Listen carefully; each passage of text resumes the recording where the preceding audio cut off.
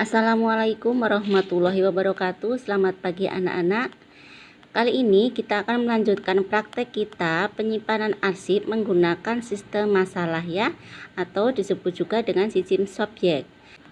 Ada hal-hal yang harus kita perhatikan bahwa dalam penyimpanan arsip menggunakan sistem subjek ini kita harus mengetahui isi surat itu tentang apa. Kita bisa melihat dari perihal surat.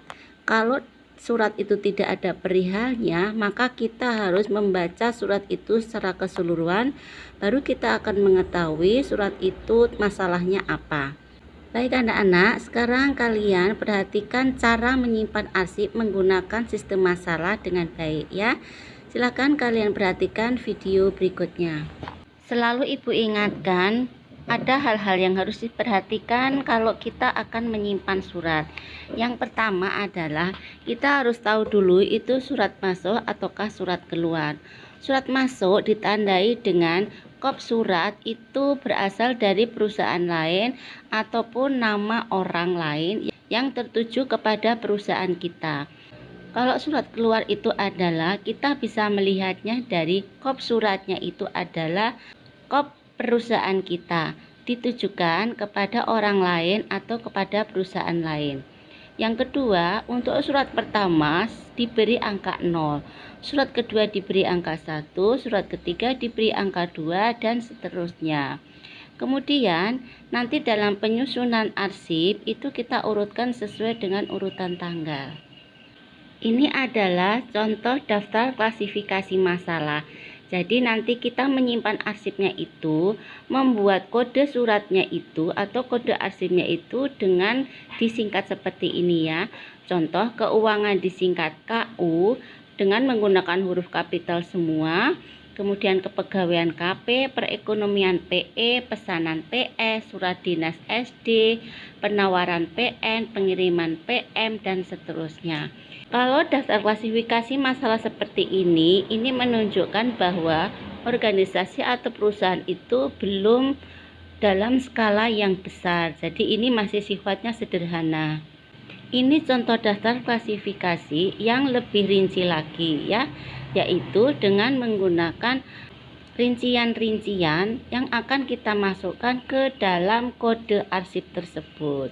Ini juga bisa diurai lagi, misalkan ya, ini pokok masalahnya adalah keuangan, maka submasalah atau lajur pembantunya adalah A1 upah dan gaji, 2 pajak, 3 kredit, 4 pembelian, 5 utang, 6 piutang.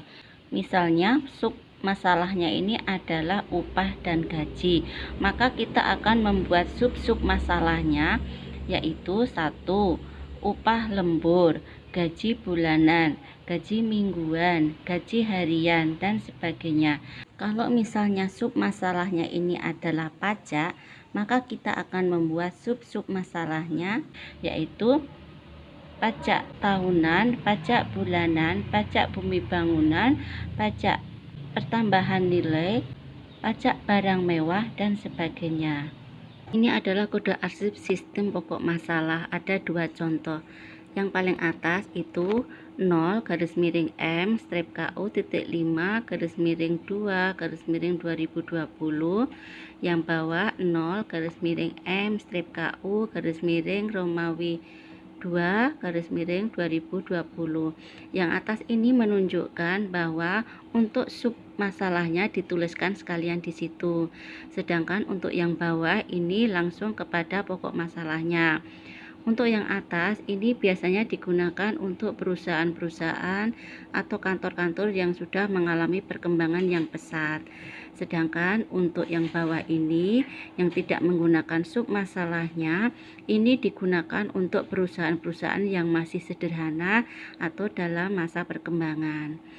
Untuk keterangannya, 0 menunjukkan surat pertama, M menunjukkan surat masuk, KU menunjukkan bagian keuangan, kebetulan ini masalah utang ya. Jadi nanti kalau kalian menggunakan sistem masalah dengan yang sederhana ini, semua surat-surat yang berhubungan dengan masalah keuangan kamu beri kode KU. Yang membedakan hanyalah urutan dari surat tersebut. Kemudian Romawi 2 ini menunjukkan nama bulan, 2020 menunjukkan tahun 2020.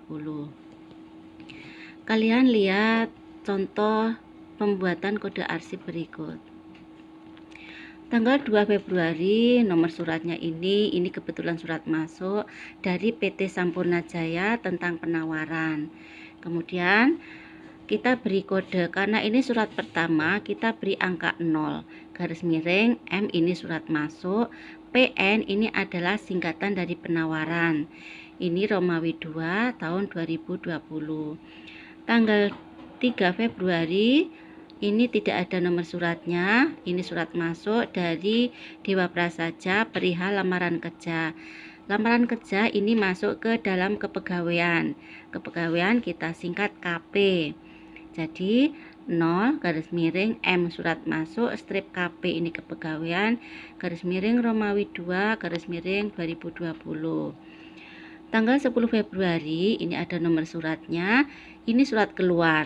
Kalau surat keluar itu berarti ditujukan kepada, ya. Ini ditujukan kepada toko Santiaga. Perihalnya adalah pesanan sepatu. Pesanan ini kita singkat menjadi PS.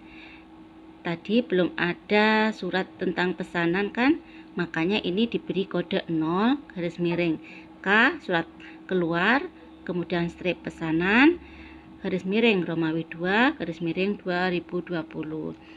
Tanggal 12 Februari ini ada suratnya, kemudian surat masuk dari dealer Honda tentang tagihan utang. Tagihan utang ini masuk ke dalam keuangan, ya. Jadi kita beri angka 0 garis miring M strip KU garis miring Romawi 2 tahun 2020. Kemudian tanggal 13 Februari ini ada suratnya, kebetulan surat keluar kepada siapa? Kepada Dewa Prasaja. Perihalnya adalah panggilan wawancara. Panggilan wawancara ini masuk ke dalam pokok masalah kepegawaian. Kalian lihat tanggal 3 itu kepegawaian sudah ada. Tanggal 3 itu adalah surat pertama, kita beri angka 0. Maka untuk tanggal 13 ini ada kepegawaian lagi, dan ini merupakan surat yang kedua. Maka kita beri angka 1.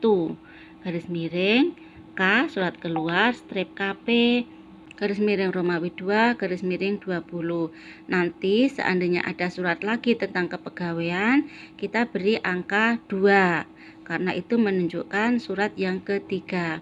Begitu juga seterusnya dengan pokok-pokok masalah yang lain, tinggal menyesuaikan itu surat yang keberapa. Ini cara mengarsip surat menggunakan sistem pokok masalah.